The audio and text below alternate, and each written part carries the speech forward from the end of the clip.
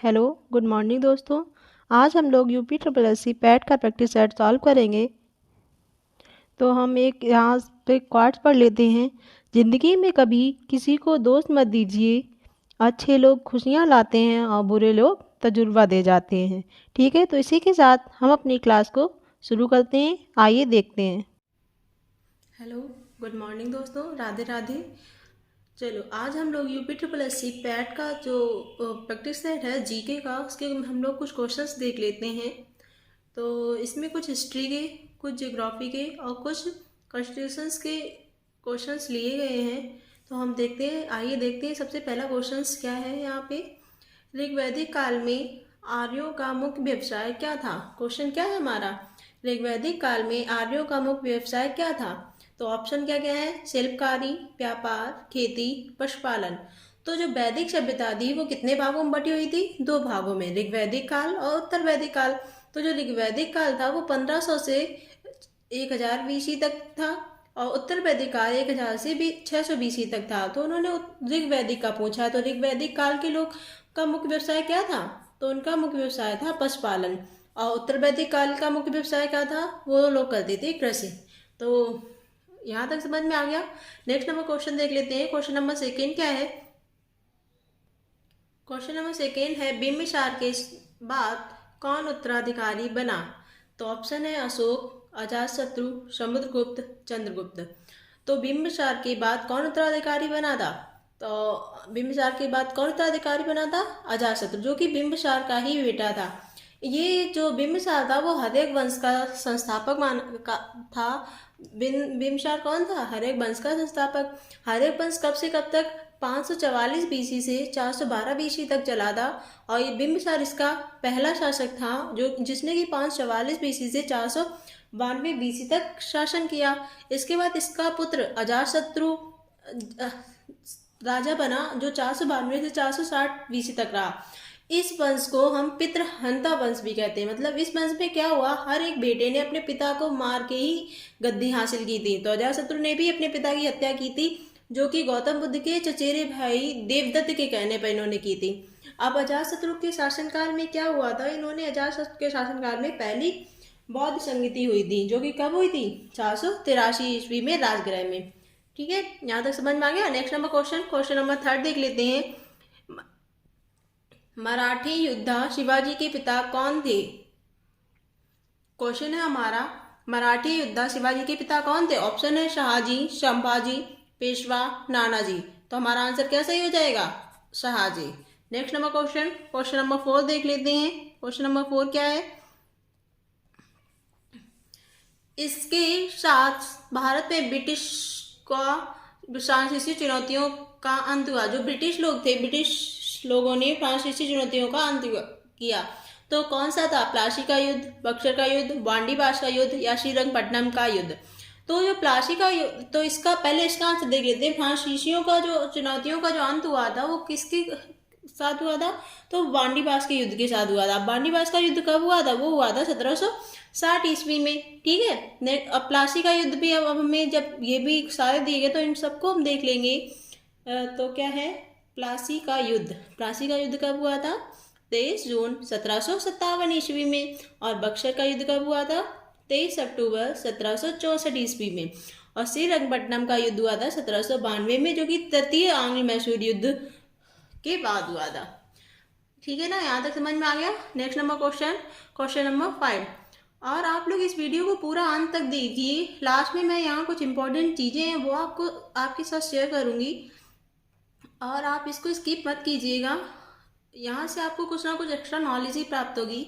ठीक है, तो हम इसी के साथ अपने नेक्स्ट क्वेश्चन, क्वेश्चन नंबर 5 की तरफ बढ़ते हैं।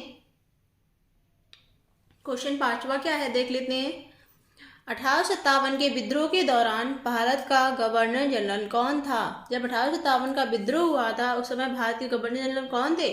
ऑप्शन देख लेते हैं क्या क्या है, Lord Bentinck, Lord Canning, Lord Wellington, इनमें से कोई नहीं। तो हमारा आंसर क्या सही हो जाएगा, लॉर्ड कैनिंग। तो कैनिंग से भी समझ में आता है, ये कनिंग फोक्स कनिंग बोल दे तो ऐसे ही। तो उस समय कौन था गवर्नर जनरल, तो उस समय था लॉर्ड कैनिंग। ठीक है ना। नेक्स्ट नंबर क्वेश्चन नंबर 6 देख लेते हैं लोग फटाफट। इसमें कुछ 20 क्वेश्चंस हैं, उनका रिवीजन कर लेंगे जिससे कि हमारा जो पैट का एग्जाम है उसमें हमें हेल्प मिलेगी। 6 नंबर क्वेश्चन क्या है, वर्ष 1914 में भारतीय राष्ट्रीय दल की बर्लिन में स्थापना किसने की थी? ऑप्शन है सुभाष चंद्र बोस, WC बनर्जी, सुरेंद्रनाथ बनर्जी, चंपक रमन पिल्ले। तो हमारा इसका सही आंसर क्या हो जाएगा? चंपक रमन पिल्ले। सुभाष चंद्र बोस इनका जो बर्थडे होता है वो होता है 23 जनवरी को। इसी दिन हम क्या मनाते हैं? पराक्रम दिवस। मैंने जनवरी की जो भी दिवस और उनकी इंपॉर्टेंट थीम है वो मैंने अपलोड कर दी है, आप लोग वहां से देख सकते हैं। नेक्स्ट नंबर क्वेश्चन नंबर 7, जिस समय दिल्ली ब्रिटिश भारत की राजधानी बनी उस समय वायसराय कौन था?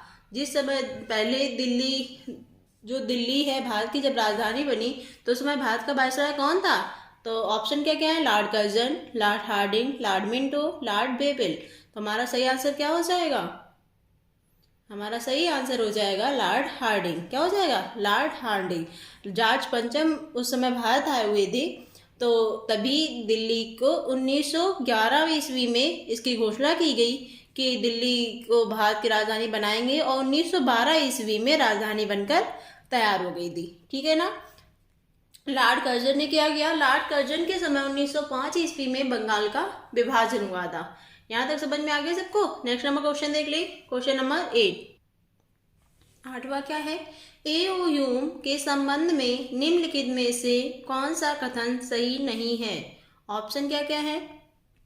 वह ऑर्निथोलॉजिस्ट था, वह भारतीय सिविल सेवा का सदस्य था, उसने भारतीय राष्ट्रीय कांग्रेस की स्थापना की, उसने कांग्रेस के वार्षिक सत्रों की 2 बार अध्यक्षता की। तो जो एओयूम था वो कौन था? ये भी था ऑर्निथोलॉजिस्ट, और वह भारतीय सिविल का सदस्य भी था, और उसने भारतीय राष्ट्रीय कांग्रेस की अध्यक्षता स्थापना भी की थी। इसने पूछा इनमें से सही कौन सा नहीं, तो इसने 2 बार अध्यक्षता नहीं की। तो हमारा ये ऑप्शन कौन सा हो जाएगा? ये वाला। ठीक है ना, मतलब ये उसका कार्य नहीं था, तो हमारा ऑप्शन नंबर डी ठीक हो जाएगा। नेक्स्ट नंबर क्वेश्चन देख लेते हैं, क्वेश्चन नंबर 9वां नंबर क्या है? गांधी जी सन 1933 तक संपादित समाचार पत्र का नाम क्या था? जो गांधी जी द्वारा सन 1933 तक समाचार पत्र रहा उसका नाम क्या था? तो ऑप्शन है Sarvodaya, Arya, Times of India, Young India. तो 1933 तक गांधी जी द्वारा यंग इंडिया निकाला गया था, और 1933 के बाद 1933 के बाद में इन्होंने कौन सी पत्रिका का संपादन किया था? तो इन्होंने हरिजन पत्रिका का संपादन किया था। नेक्स्ट नंबर क्वेश्चन नंबर 10वां देख लेते हैं। फटाफट हमें बस रिवीजन करना है तो हम जल्दी जल्दी देख लेंगे। अंग्रेजों द्वारा निम्न में से किस क्रांतिकारी को फांसी की सजा सुनाई गई? ऑप्शन है जतिन दास, चंद्रशेखर आजाद, राजगुरु, कल्पना दत्त। तो सैंडर्स की हत्या के जुर्म में राजगुरु भगत सिंह सुखदेव को फांसी की सजा सुनाई गई थी, और इन्हें 23 मार्च 1931 को फांसी दी गई थी। ठीक है ना, तो यहाँ तक समझ में आ गया। तो नेक्स्ट नंबर क्वेश्चन देख लेते हैं हम लोग, क्वेश्चन नंबर 11 है, ग्रीष्म काल में धूल भरी आंधियों तूफान तापमान पर क्या प्रभाव डालती हैं? ऑप्शन क्या क्या है?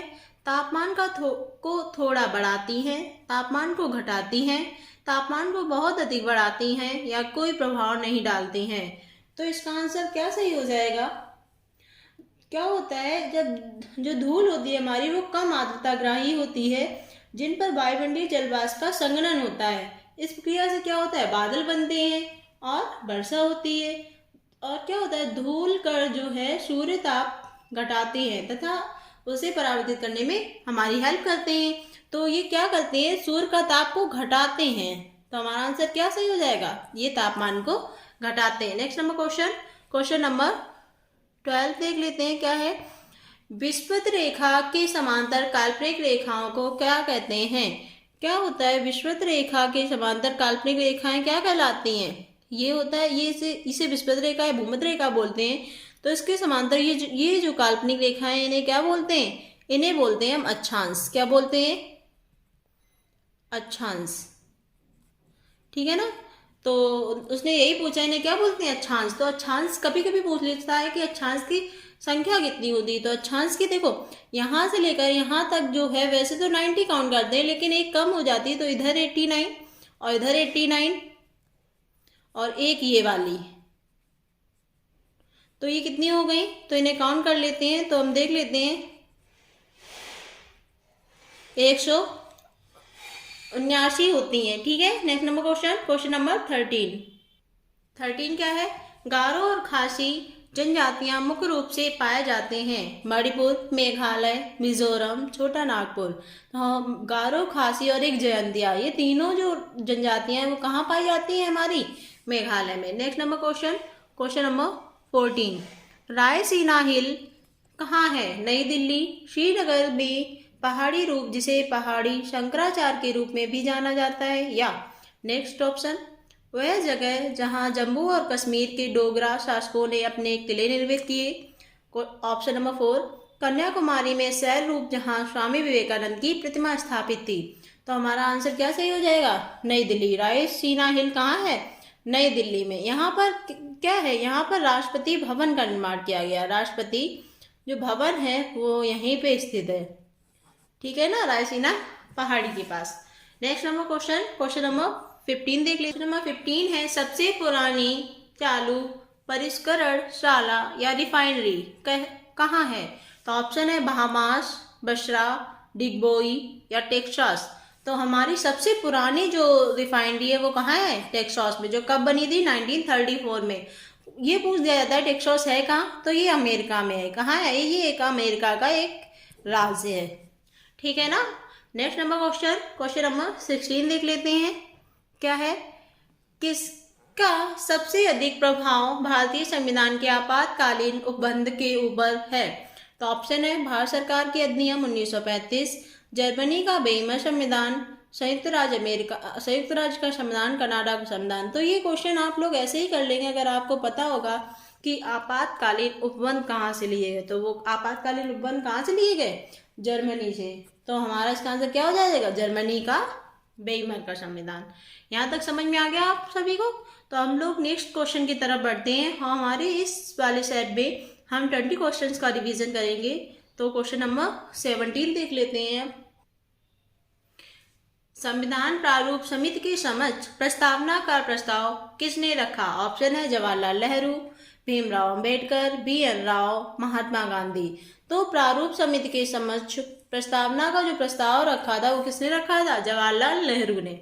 Next number question number 18 number question क्या है, भारतीय संविधान का अनुच्छेद 125 संबंधित है। ऑप्शन, सर्वोच्च न्यायालय के न्यायाधीशों की नियुक्ति संबंधी उपबंधों से, सर्वोच्च न्यायालय के न्यायाधीशों के वेतन भत्ते एवं सुविधाओं से संबंधित उपबंधों से, उच्च न्यायालय के न्यायाधीशों की नियुक्ति संबंधी प्रावधानों से, उच्च न्यायालय के न्यायाधीशों की नियुक्ति संबंधी प्रावधानों से, या नेक्स्ट क्वेश्चन ऑप्शन है ऑप्शन नंबर 4, उच्च न्यायालय के न्यायाधीश के वेतन भत्ते एवं सुविधाओं संबंधी प्रावधानों से।